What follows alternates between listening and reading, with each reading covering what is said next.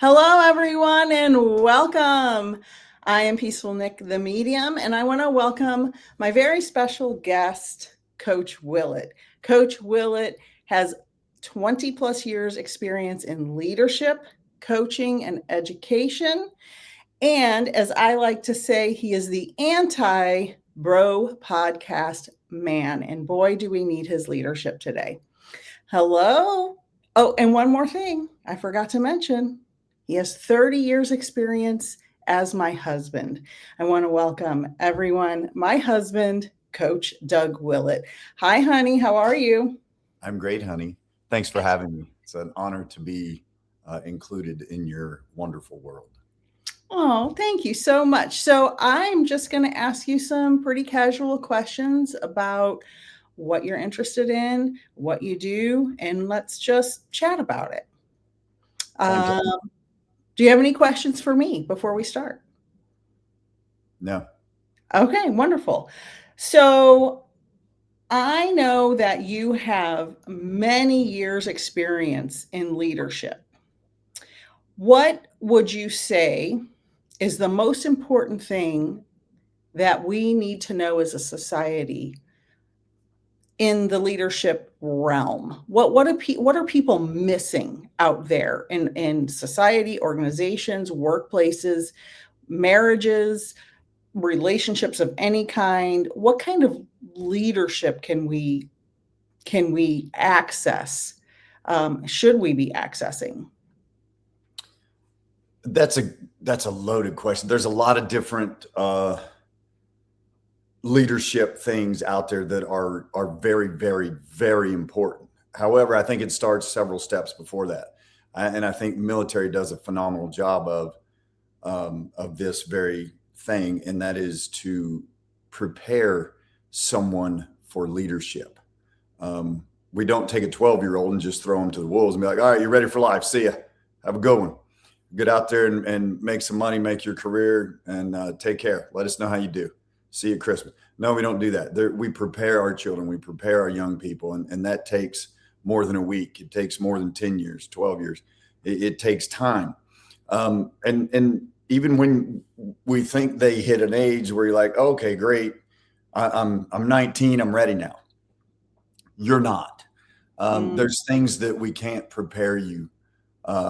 We can only set you up in the role and let you know what to expect when you get in situations. For example, today in class, we're talking about um, drug use, drug problem in the world, in America. And I so overly stressed to my students that it is of the utmost importance that you're ready to make a decision. mm. However great your parents are, we raised two wonderful, beautiful boys, good hair, good faces, all that. Um, I agree with that. yeah, of course. They look like you, so that's a good thing. Um, but we taught them right from wrong, how to make decisions, how to do that. But aside from all that, and you do all those things as parents, but they have to go out into the world and they're going to be faced with these decisions they're going to have to make. Should I try this? Should I try that? Should I do this? Should I do that? Should I experiment with this? Should I look into that? Should I be included in this? And all that? They're going to have to make that decision.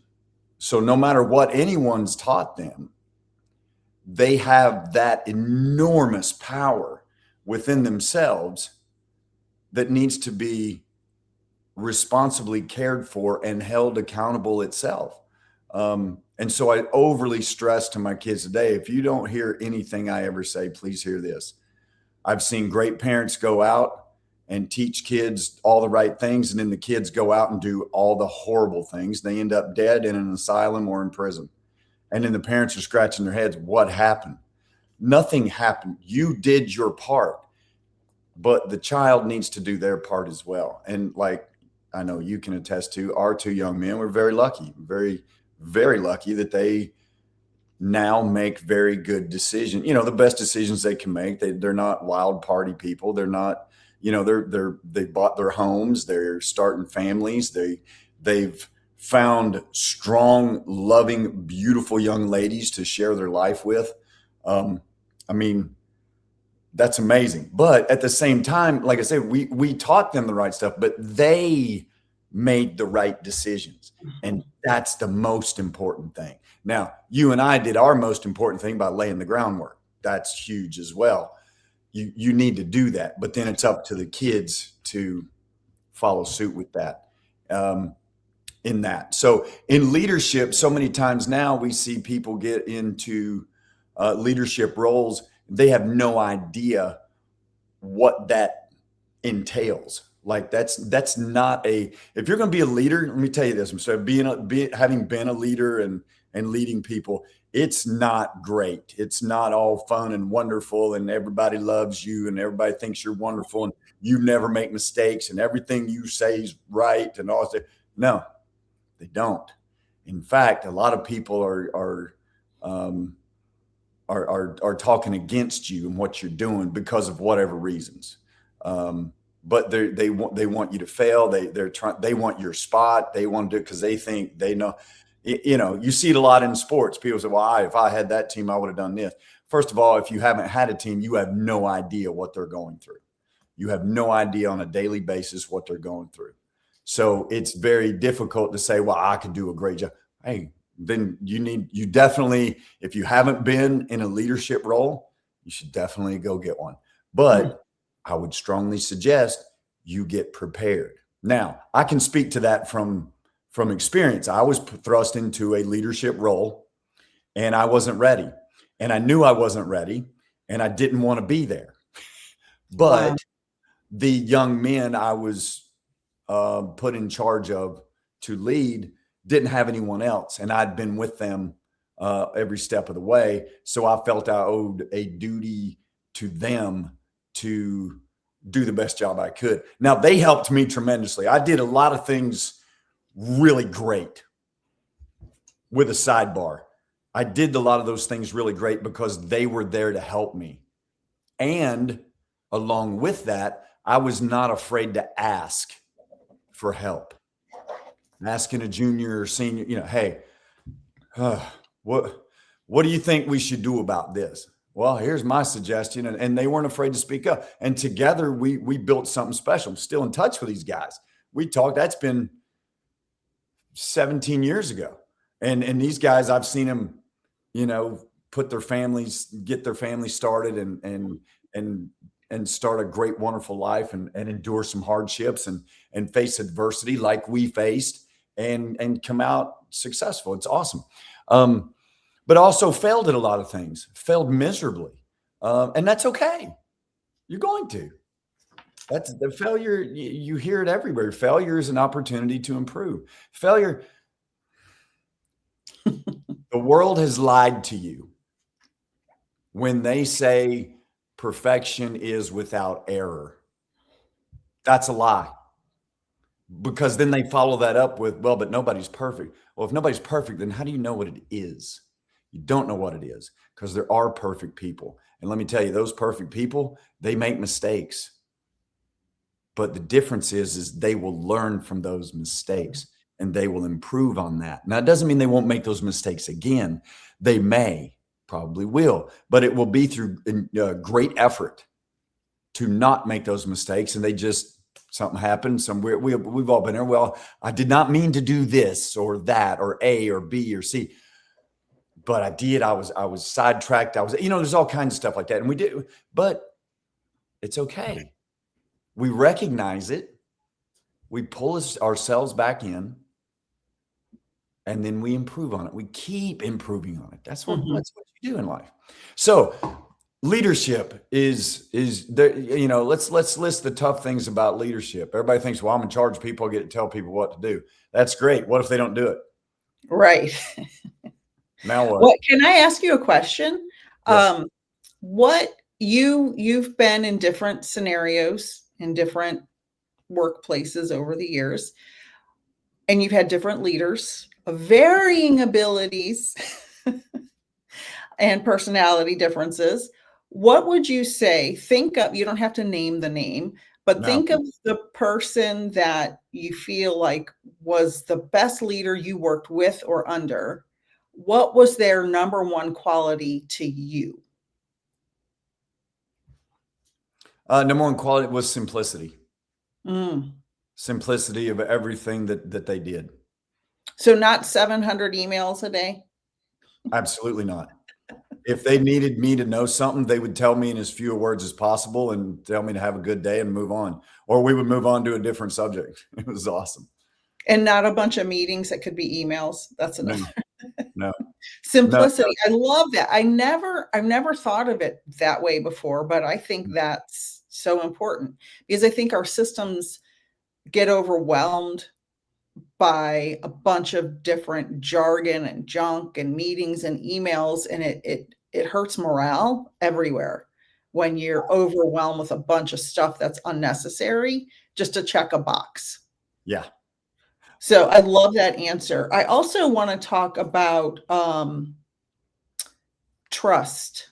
You mentioned something about trust, or you alluded to trust. How important is it to you in your leadership roles? Because you're an amazing leader, to build trust with the people you are leading. What talk to me about trust and the importance of it. If there's no trust, there's no relationship. If there's if you don't know me and I don't know you, how can you possibly trust me? It doesn't doesn't exist. So I try with the kids and the people that I lead. I have to get to know them. I get to know them. I let them get to know me. So I share myself with them. They share themselves with me. And just like the message today, part of that decision making is if you're in a spot and when you will be, you're going to have to make a decision. Now, if you don't know what to do, then your first thought should be to do nothing. Go find someone you trust, is exactly what I said to him. Find someone you trust, ask them. Mm, If they don't know, their answer should be, or similar to this, I don't know, but I'm going to find someone who does for you. mm, That's someone that cares deeply right. about people. So if, but again, if you don't know me, I don't know you, how can you trust me? I mean, that's an impossible thing to ask, and you shouldn't trust anyone you don't know. I mean, if you got kids like you and I, we're not just going to go, 6 blocks over and be like, "Hey, Jimmy, I need you to watch the kids tonight because we're going out." No, that's not going to ever So happen. And if many it does, people, so many people do that.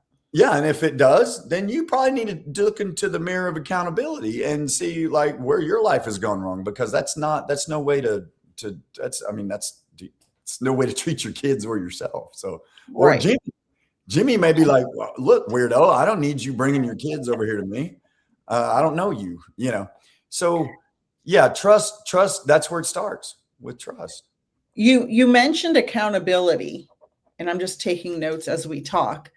Um, I have started this thing in my life based on some of the coaching I've received, where if I'm in a relationship with anyone, you, my kids, my family, my friends, coworkers, colleagues, doesn't matter.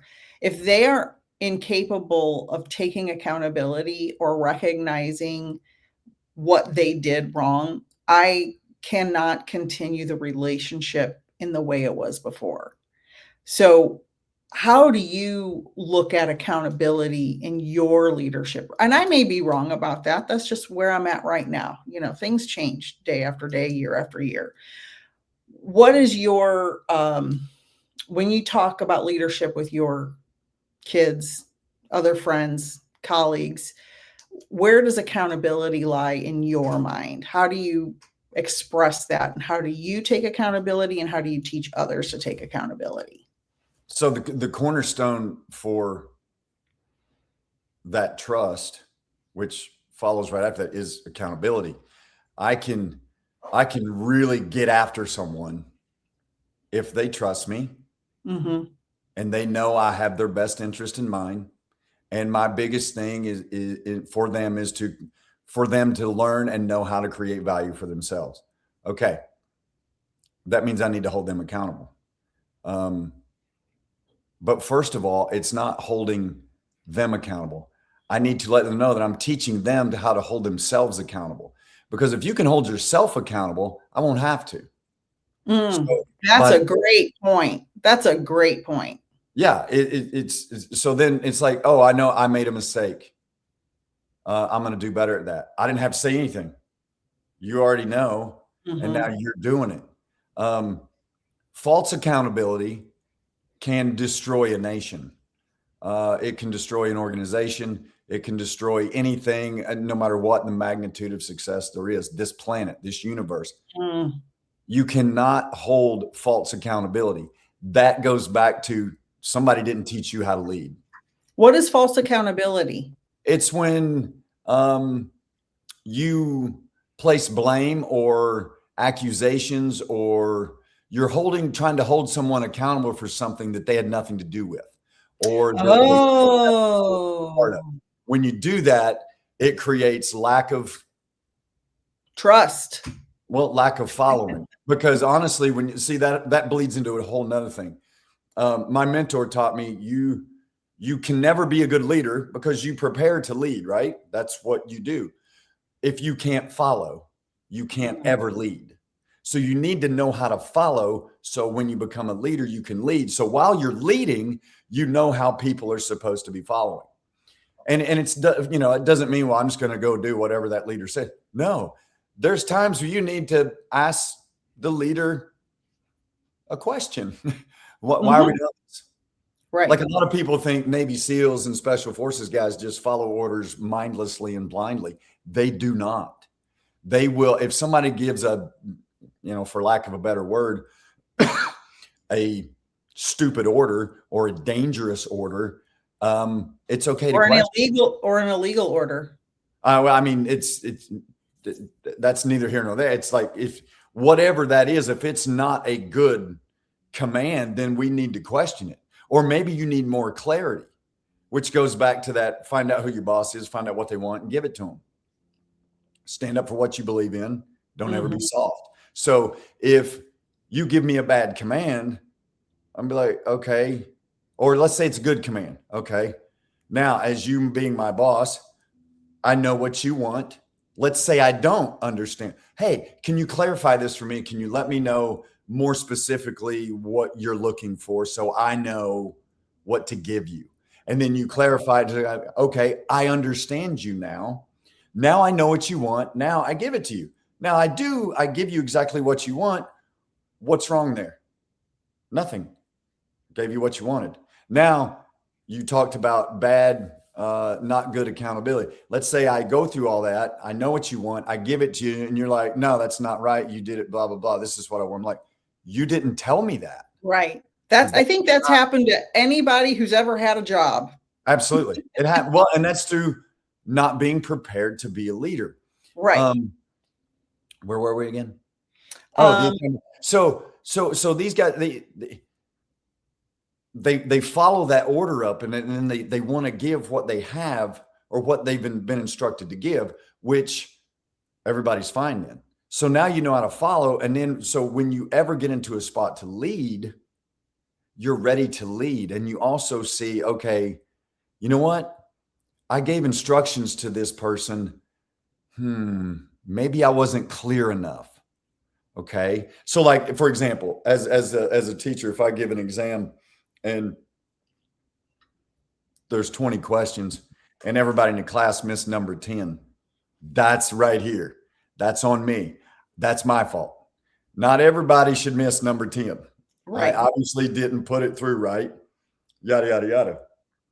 So it still becomes, so many people think you get into a leadership role and you think, I'm in charge. This is a dictatorship. It's not. Mm-mm. You need good people with you, because we're Right. we're as good as the people with us. Right. Period. End of story. And so you allowing them to help you, and then you helping them, is part of being leadership. Now, there are other things there are some times you have to have very tough conversations that people don't like to have. And so what people do is they pass the buck. They get passive about things and be like, well, you know what, I'm just going to do some other, I'll punish everyone, even though only person A did it. Well, then other people are going, why am I getting this? Why am I being asked? And then God help you if they start asking, why did you send this to me? Do you have an answer? Well, it's just so then you start BSing. They see right through it. They Right. know instantly what you're doing. So don't do that. You need to call person A in, sit down and say, listen, here's where you made an error. Now, if I've made a mistake myself, please let me know and we'll work through this and we're going to make this better, you and I both. But here's what I'm seeing from my point of view. If you were asked or you had this or the whatever, you're doing this wrong. I can't have you doing this. Okay. Now, other people don't even know this is going on. Right. They don't think it's happening. And that's okay because they don't need to know. This is between you and them. You're trying to help them get better and you're saving them some embarrassment. Like you wouldn't call them out in front of a meeting, be like, yeah, Jimmy over here, he sucks. He can't add. He can't, nobody wants to go through that. So we don't do that. But we call Jimmy aside and say, hey, let's sit down and talk. You seem to have been lacking here. And that affects our company as a whole. We don't want that. We want you to be better. How can we help you be better? Boom. But so many people are afraid to sit down because Jimmy might say something or I'm scared that it might go wrong. Well, you know what? If it does go wrong, maybe Jimmy's right. I don't know. Right. But you have to have that conversation to find out where you are. We need to communicate, which is, again, another thing in leadership. You got to communicate properly. Find out who your boss is. Find out what they want. As a boss, you need to speak to them clearly and let them know exactly what you want. And if you don't, that's solely on you. No one. You have to answer the bell for that. Hey, that's on me. I got it. And own it. Own it. Own it. Own it. Own it. That's another thing about leadership. When you make a mistake as a leader, you go, hey, I've done it so many times and I've had to go to a group and I hate it because I'm a human being just like everybody else. I don't like to fail. Nobody wants to fail. Nobody wants to be like, oh, I made a mistake. But we do. So go ahead, accept the humility, accept the improvement that's coming your way. Go sit down with the people where you made a mistake and be like, you know what? Hey, that's on me. I made a mistake. Now, when they see you do that, they'll be more apt to do the same thing. It builds trust when you take accountability. Yeah. And it also, every time you take accountability, because anybody who watches my lives and my videos knows Nicole has a problem admitting she's wrong in her history. Nicole has grown. She's not perfect yet. But each time I started taking accountability, it got easier and easier and more natural. It became a more natural state for me to be like, oh, I messed that up. I made this mistake and I'm sorry and I'm going to do better. Right. And so part of taking accountability is admitting it, but then changing your behavior. And the more we do that in our personal lives, in our professional lives, in society, the better we'll all be. And the easier it gets and the more cohesive we'll all be. Well, and that's what we talked about. That's the whole taking accountability for what you did, and then it helps you improve. I mean, these are all those things. It's not hard. It's not. It's simple, but we make it hard. John Wooden, legendary coach, said, the game of basketball is very simple. Players make it hard. The guy who invented basketball said basketball is a game that should be played, not coached. Don't make it hard. Keep it simple. I hear that in a lot of different avenues and different areas of things where I've worked and experienced. They all use that. Keep it simple. Keep it simple, stupid. I mean, they use these things with each other. And it's like, yeah, simplicity. I know football. I was blessed to be a part of a state championship team and looking back and seeing, wow, there wasn't a lot of complex stuff that they did defensively. It was very simple. And I asked the guy in charge of the defense, is this like, correct me if I'm wrong, but is it mainly fundamentals and don't complicate things? He goes, exactly. That's the most important thing. Don't complicate things. Keep it simple and do fundamental thing. Life. Keep it simple. Don't complicate things. We get crazy and nuts about everything. Keep it simple. Do you want to be happy? Then choose to be Right. happy. I mean, Right. it's all about perspective.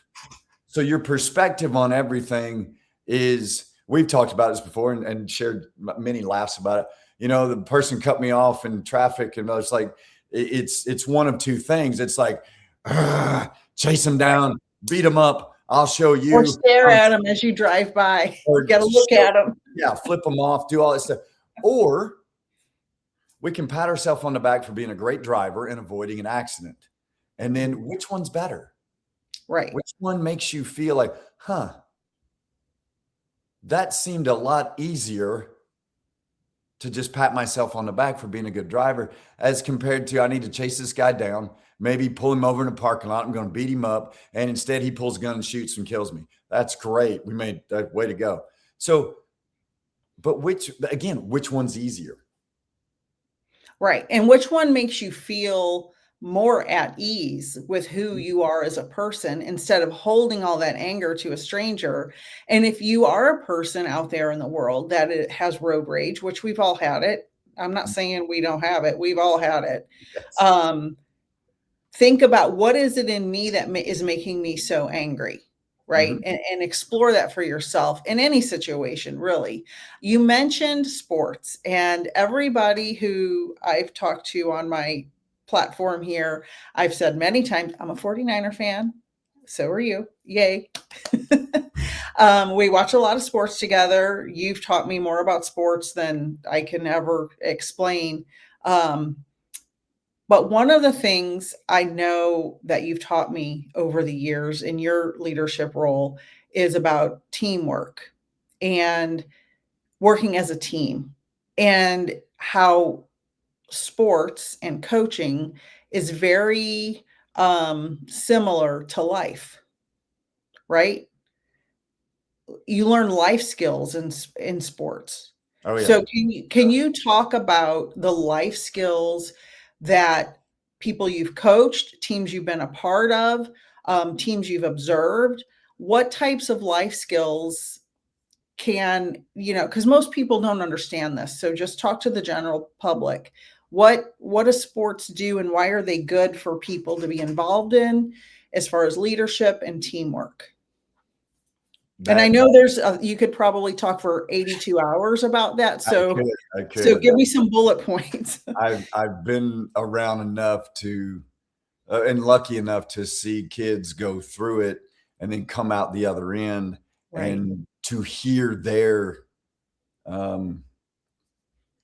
story back. Mm-hmm. You get emotional almost, because, I had a kid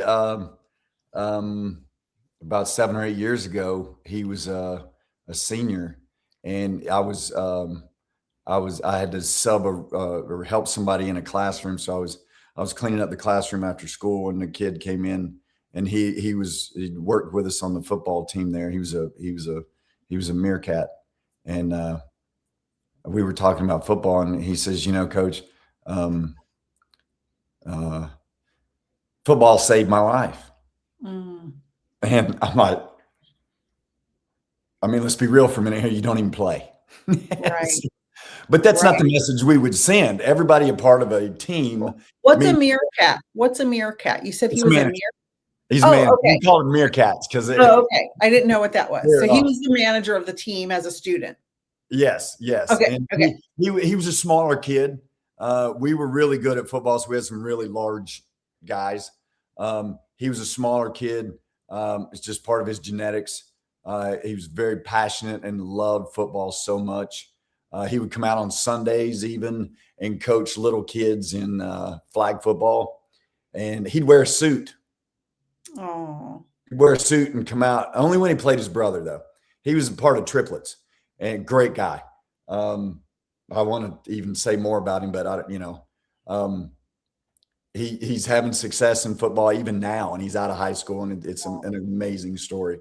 But for him to say that, I was like, how did football save your life? He said, when I got here, I was really scared, and guys took me under their wing and said, you're part of our team.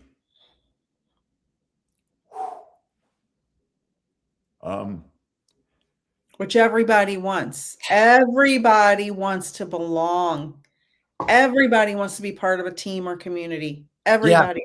Oh yeah. Well, sorry for all that, but I do get emotional because that's how important it is. It is. People don't understand that. They don't get it. They don't. But if you go be part of a team, I don't care if you're the best player. I don't care if you got all the skill. I don't care if you don't make it. You can still be a part of a team. You can still join to. This guy joined the team, even though he never put pads on. He got a 4-year scholarship through this. Never played it down. It's amazing what you can do but it's also the guys that are there playing too. Right. They can't be thinking, oh, I'm so cool and I'm so tough. And that's where leadership comes in. And that's part of those tough conversations and taking accountability and saying, hey, look, everybody here is just as important as the next guy. So I don't care if you're the manager, the water boy, anybody, everybody here, the parents, the kids, the players, everybody, the coaches, we're all important. Okay.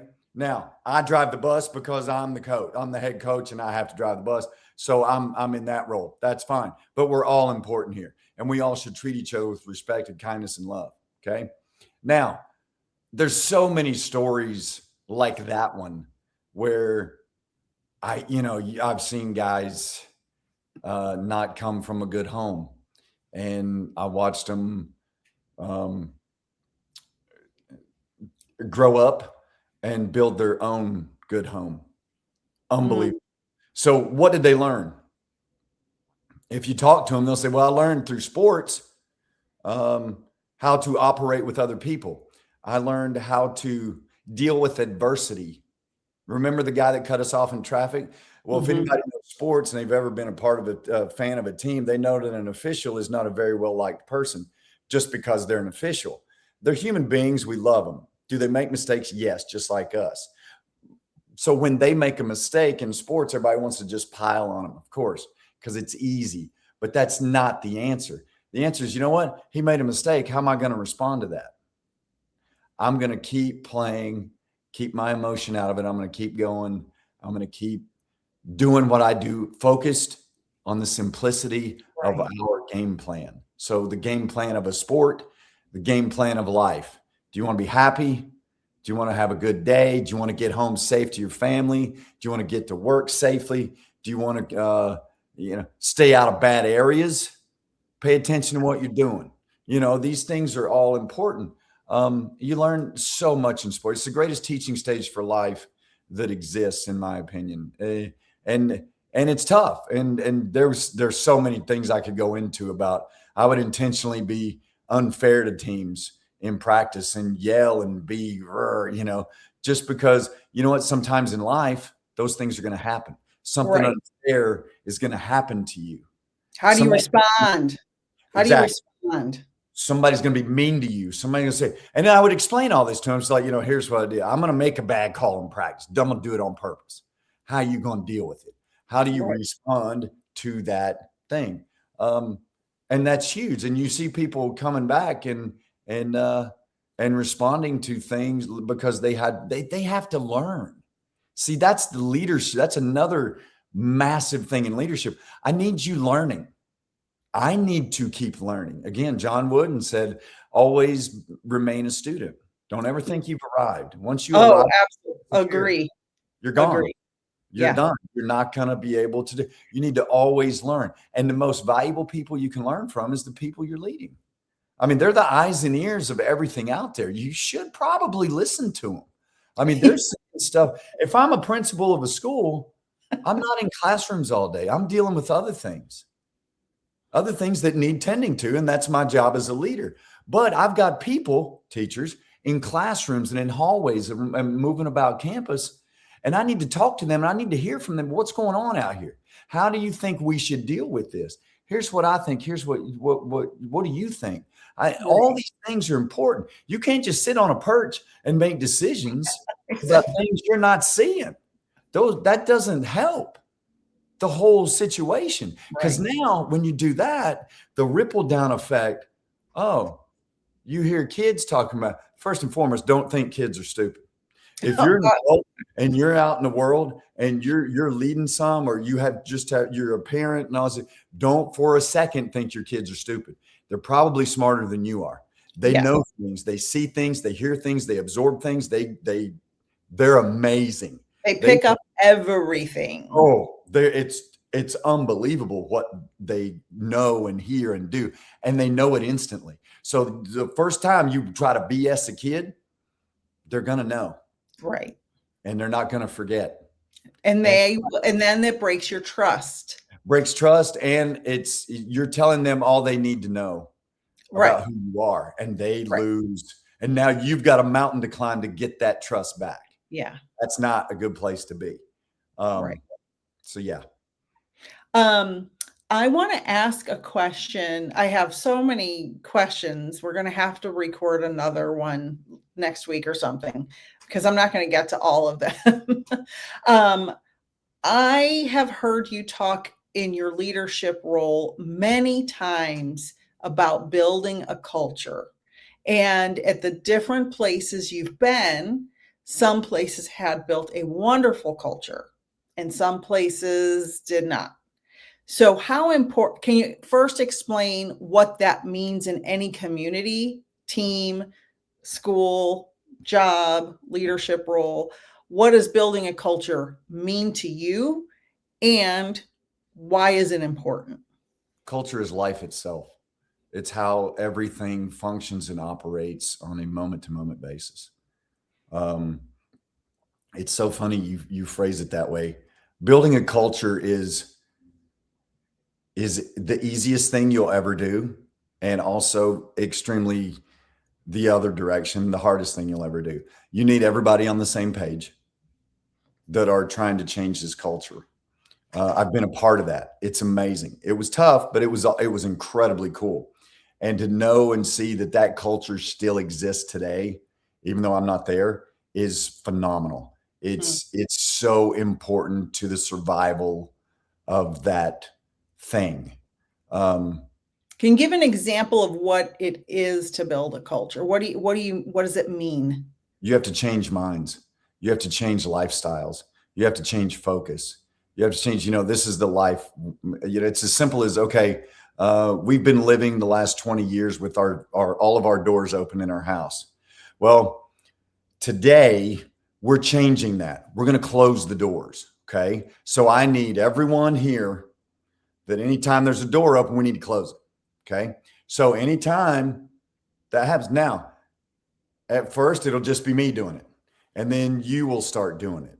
And then a son will start doing it. But then there's another one, he's wandering around, walks in, leaves the door open. But in that moment to where not just you or me, but the other son says, hey, don't forget that door, my guy. And then he's like, oh yeah, thank you. Boom. That little interaction right there, culture's changed. Oh, okay. That makes so much sense. Yeah. I understand it better now. So what you're saying is develop a strategy, make a plan. Yes. This is what we're going to implement. Yes. And then you're leading by example. You're spearheading that. This is where, remember and this? Then it spreads, and then it spreads. Kind of like I talk about a lot on my podcast and on my lives and stuff. We need to raise the vibration of our society. We need to stop sitting in negativity and anger all the time, because it's not helpful. And so, be more positive, not toxic positivity where we're like, we're just happy. That's not what I mean when I talk about it. But I have so many people responding and saying, yes, the negativity in all these other podcasts is just getting exhausting, and they're glad to hear. So it kind of, I'm thinking that's kind of like I'm changing the culture of what I'm doing over here on in my little world of mediumship and whatever. So it's wonderful to hear you describe it that way. Like you closed all the doors, then your oldest son closed all the doors, and your other son left the door open, and then he's like, no, now so it spreads among the community. Well, and think about it. So like I'm putting this out there. There's the plan. You come on board, then the oldest son, he comes on board but he didn't immediately. You Mm-hmm. didn't immediately. I even forget and leave a door open every once in a while because it's been that way for so long. But we're changing it. So being a good leader, this ties everything together. You look and say, hey, you forgot that. Hey, you know what I did? Thank you for reminding me. Now I accept I made a mistake. And I'm thanking you for pointing it out to me. So I'm putting you in that leadership role. Right. But you on your side also took that leadership role.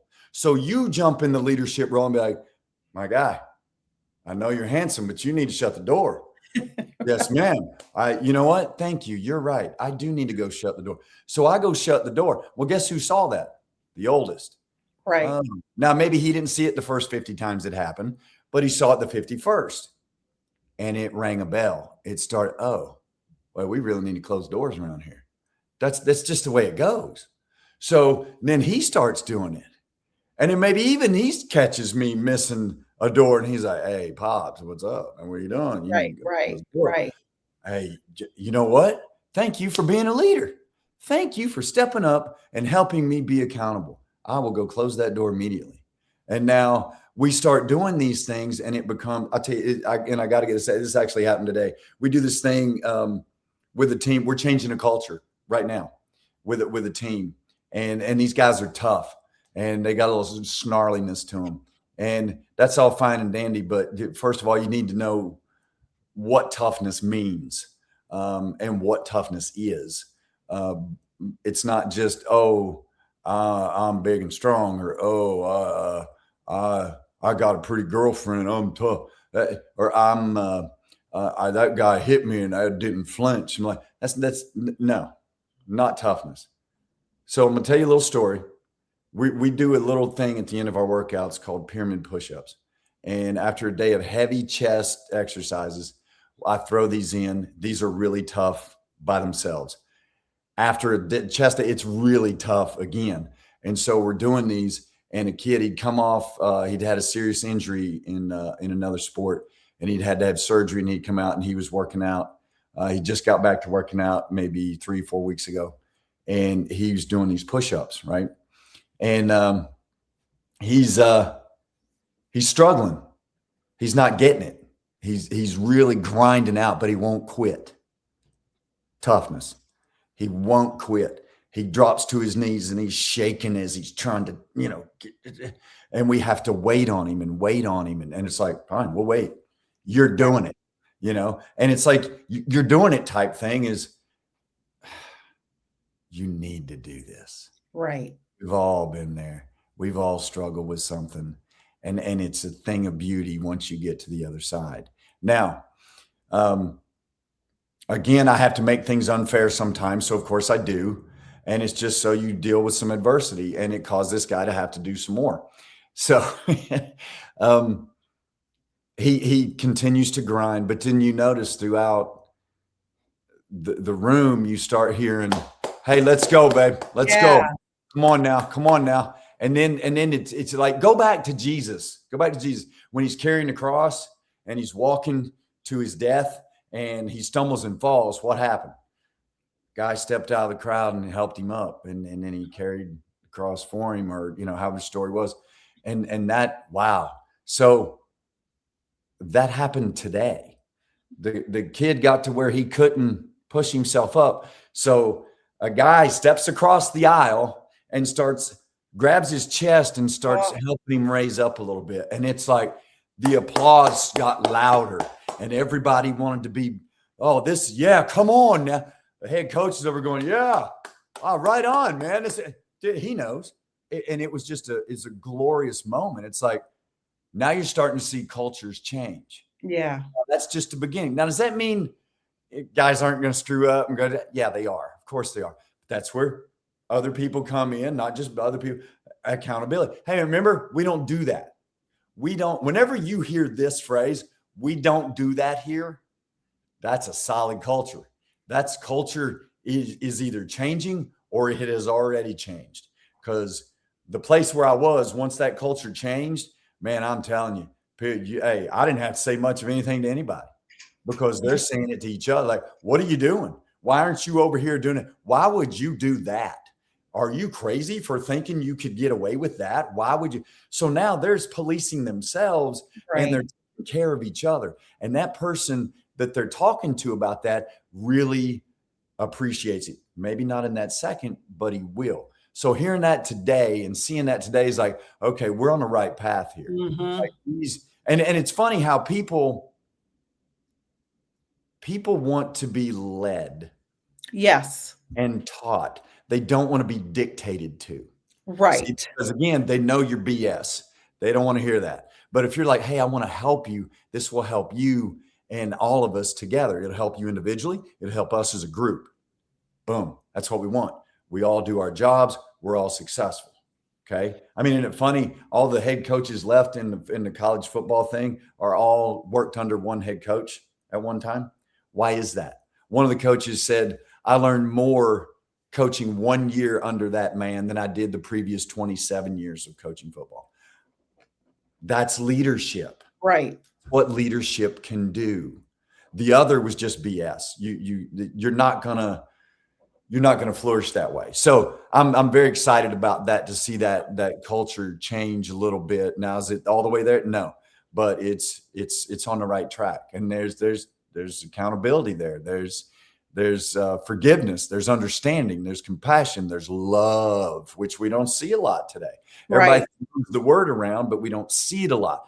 The guy that stepped across the aisle full of humility and said, you know what, I'm going to help you without saying a word. Right. Out of the And goodness the of guy his on the heart. ground accepted his help. Right. And so together we grew as a community in that regard. It's phenomenal. I Phenomenal. love that story. And we hadn't had a chance to talk about that when you got home from work. So There's I'm no glad that it was fresh and it was beautiful. I love it. You talked about the culture and leadership, and the example you're giving, I think, is wonderful, because what you are working toward is building a culture of everyone learning to lead. Yes. And not every place does that. And No. it's important when we are a parent, a teacher, a guide, a medium, a professor, whatever it is, a boss, a principal, a CEO, it doesn't matter. We need to guide people. You say this all the time: lead up. I love that. I've used that example so many times when I've been talking to clients. Lead up.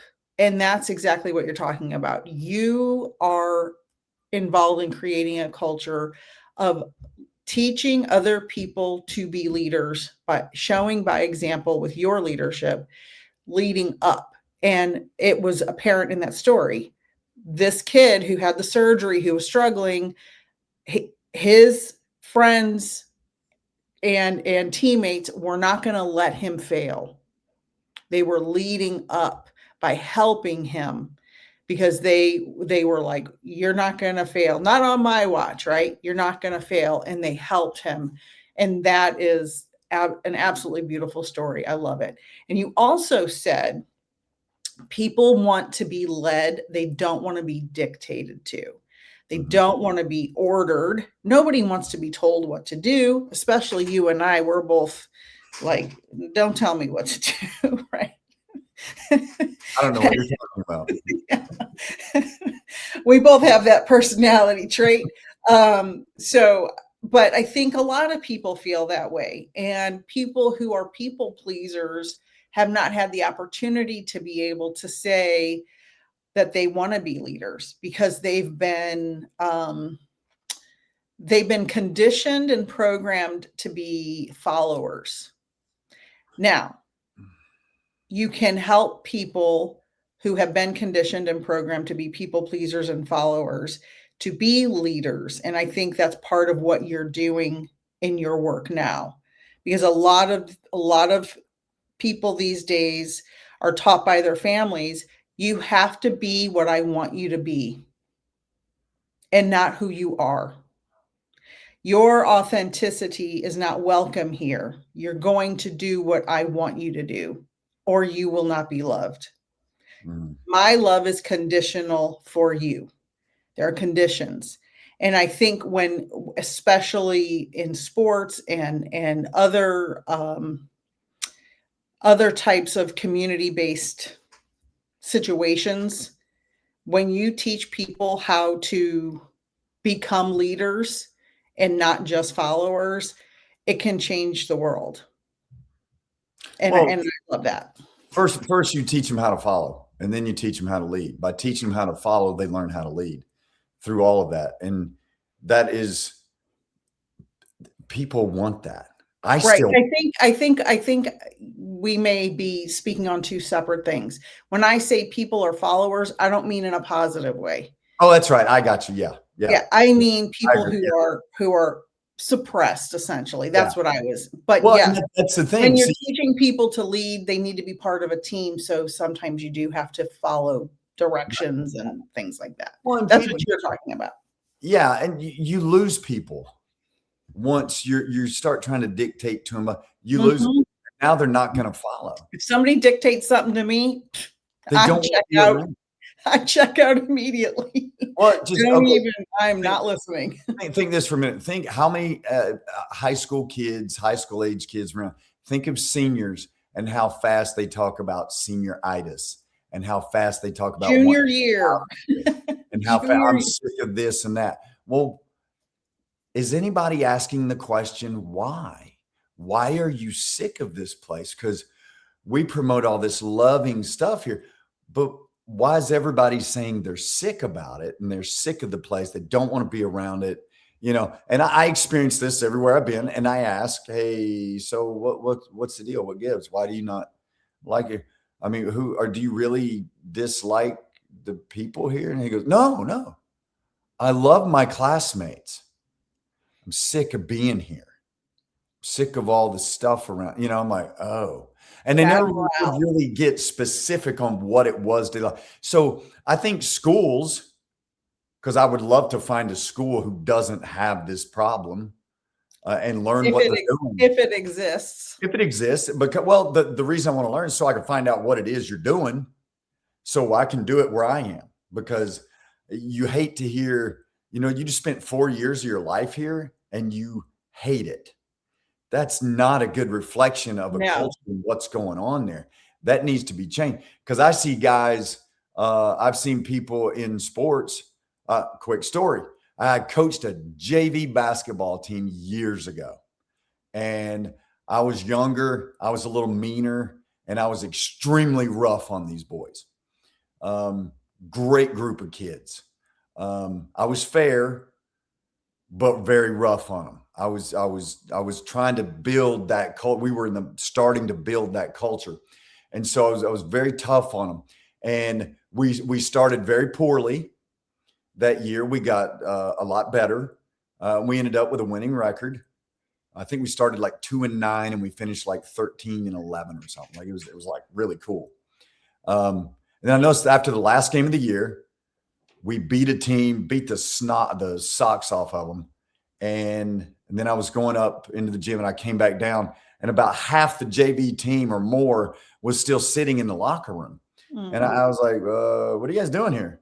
They're like, we don't want to leave. And I'm like, why? You waiting on a shower or something? Like, what's going on? Why? And one kid stood up, and I almost said his name, but I won't. He said, we just don't want this to be over. Now, why? I made it a point to say that. I was very hard on these kids. I was very tough on them. I put them through a lot of physical and mental and emotional stress. Nothing I haven't been put through. And to even have them still saying at the end, they don't want it to be over. Now, if Right. you ask them even today, did you enjoy everything you did today? No, they will say no. I did not like all the conditioning. I did not like the running, the physical. That was tough. I don't care about going through that again, but I probably would if I could experience that again. See, now that is changing a culture to where, Right. wow. See, now they know me, I know them. I hope they love me, but they know for a fact that I love them. I'd do anything in the world for them, and I have. I still keep in touch with these guys, and I will do. I can't go into a lot, but I've done a lot for some of them, and I would continue to do it. And You that's you built part. trust. They trusted you, and they knew you cared about them. Yeah, And that is a problem in a lot of organizations where leaders aren't trusted because they're just superficial. And and they yes, you are an authentic and caring person, and it comes through in your communication style, especially when you're coaching. And that is why you helped build that culture of, we don't want it to be over, because this what we experience together as a team, whether you are in that locker room or not, they built something as a team together yes. with you as their leader, but it bonded that group forever. And it's through the common goal of we want to be successful. So let's just blow this whole thing up. Human beings, why Yeah. can't we get together and say, you know what, for the common good of everyone, let's help each other out. Let's work together. Hey, you cut me off. I forgive you. I am a great driver. Just so you know, maybe you should improve on yours a little bit or pay attention a little more. Okay. Stop You know what? I will texting. try my best and do that. Okay. Thank you for pointing that out to me. Now, and then let's work together. What do you need? I need this. Well, what can I supply you? I can supply this. What can you? And we all keep it simple and just love each other. Last night I spent a long time on my phone, which I don't like to do, but I'm trying to make it in a positive way. And I'm watching the best possible videos I can of things. And it gets you so emotional, like, oh my God. Well, it gives you a lot of senses like, man, I'm an idiot. I wish I'd have thought of doing something like that because that's really cool. There was a lot of videos that somebody walked up to somebody because they noticed they were having a hard time. They just gave them a little note. And the person looked at them like, oh, what is this? Oh, I'm a pretty girl and this dude's handing me a note. He's probably trying to hit on me or something. Right. You open the note and it's like just a kind Right. note that says, something like, hey, don't worry about it. You'll look back and laugh on this later. Everything's going to be okay. And it's like, Right. Just little positive comments. and that helped that person through that moment. And see, that's another thing. We don't realize how some people need to just, like we've all heard that cliche, hey, one day at a time, one day at a time. Some people need a second Oh, yeah. or two, Right. Right. 5 or 30 Right. seconds. Hey, I need to get through this moment. That's all. Yeah. Yeah. I need to get through this. Give someone that moment. Say something kind. Maybe don't say anything. Yeah. Maybe do something nice for no reason. That one time we were in San Francisco. I'll never ever forget this as long as I live. We were in San Francisco. We were downtown On Market Street, on Market Street. Market Street, and there's people everywhere. It's where you can, if you've never been there, you can stand in a Starbucks and see like 2 others in other directions. And I'm standing on the street and I'm having a sandwich, and out of nowhere, a lady walks right up to me and says, "Can I have a bite?" And I'm like, I didn't think, and I'm not praising myself here because I really didn't have time to think. It just happened. And luckily, I did the right thing that made me feel incredibly good and a part of something bigger than myself. I said, here, take half my sandwich. I've got another half. And she said, thank you, and walked away. And she was very sincere in her thank you. And it was like,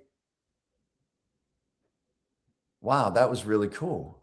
It's like, to me, I look at that as I allowed God to work through me to be of assistance to someone in a moment of need. Okay. How hard was that? You know what I did that made it so difficult? Thank God I wasn't thinking. I didn't think. There's no Because thinking. you keep it simple. Because you keep it simple. Well, I'm a guy, so thinking can be really hard when we try to do things, and guys know what I'm talking about. It's like, well, so what do you want, this or that? And it's like, oh, fudge. Yeah. And then there's a problem. But if it's like, here, take this, like, thanks, man, dude, done. We're good. So So like, what'd you do? So yeah, what'd you do? not thinking, I just said, here, take half of this because I have okay. And then off she said, thank you. And it's like, wow, that was an incredible moment that involved really nothing but saying, here. Right. No, that's it. That's all. Right. And it provided me a lifetime memory of where I allowed God to do something through me, And which can it's a be hard sometimes because a lot of times I've denied that. I have wouldn't let God work through me, which breaks my heart because it's not what I'm trying to do. But we make mistakes. But those mistakes have helped me become a better person. So it all comes full circle when you're trying to do the right thing. exactly. And you created a core memory for yourself. And I believe that was a life lesson for you because you kept it so simple and you realize how easy it is to give. Not that you didn't know it before, but sometimes a light bulb goes off in our mind. And I love that you said if we could just all in the world share and do better things, Mm. how much better would the world be?